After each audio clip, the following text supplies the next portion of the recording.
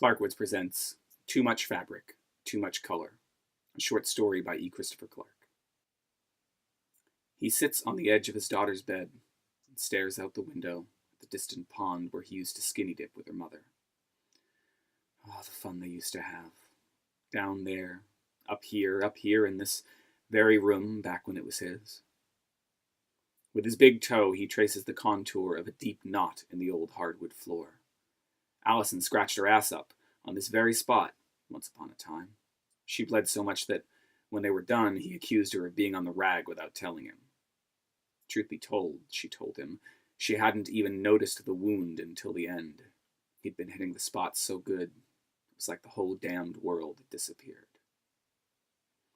His other foot catches on something as he slides it absent-mindedly across the floor, and he stops what he's doing to see what he's found.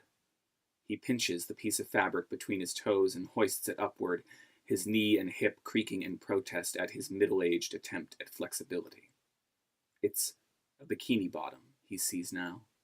He runs his fingers along the synthetic fabric, dust flaking off of the forgotten thing, and he wonders whether it belonged to Rory, his daughter.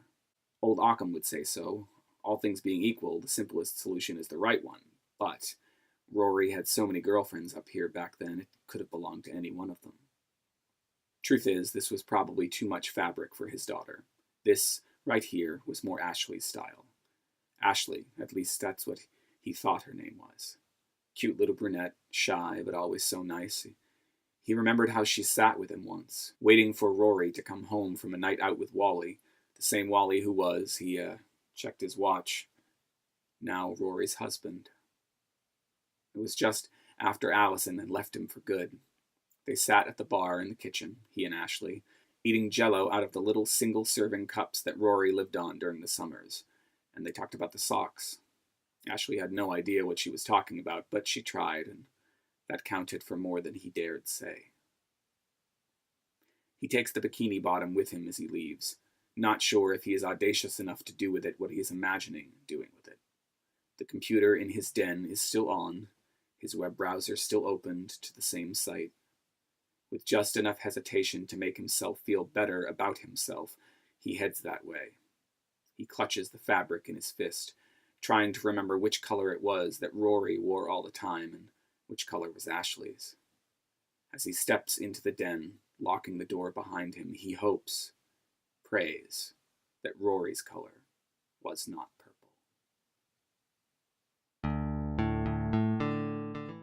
Well, that was creepy. But it's what I do. Neil Gaiman says you should write the things that only you can write. I said that at a meeting where I pitched a play this week. And so I write only the things I can write, which are creepy. Often. Sometimes. Often. If you like the things that I write, creepy or not, you can support me on Patreon. Patreon.com/eChristopherClark is the place to go.